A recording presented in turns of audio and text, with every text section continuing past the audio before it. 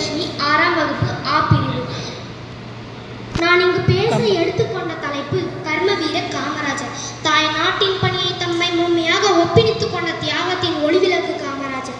நாடே அவரது திருக்கோவில், மக்களே அவரது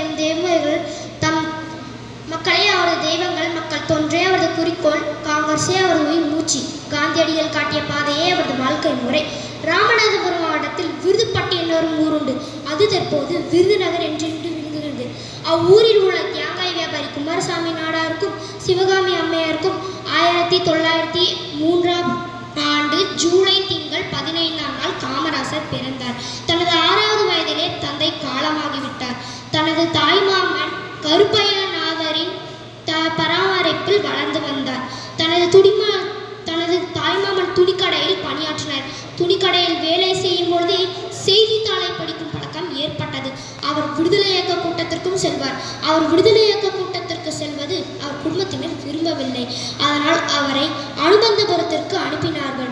அங்கு அவருடைய மற்றொரு தாய்மாமன் காய்கறி கடை வைத்திருந்தார்.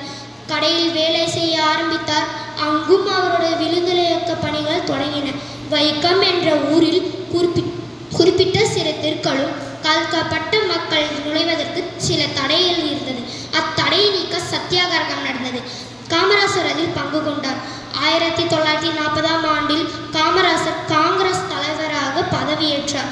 1954ஆம் ஆண்டில் காமராசர் தமிழகத்தின் முதலமைச்சர் பதவியேற்றார்.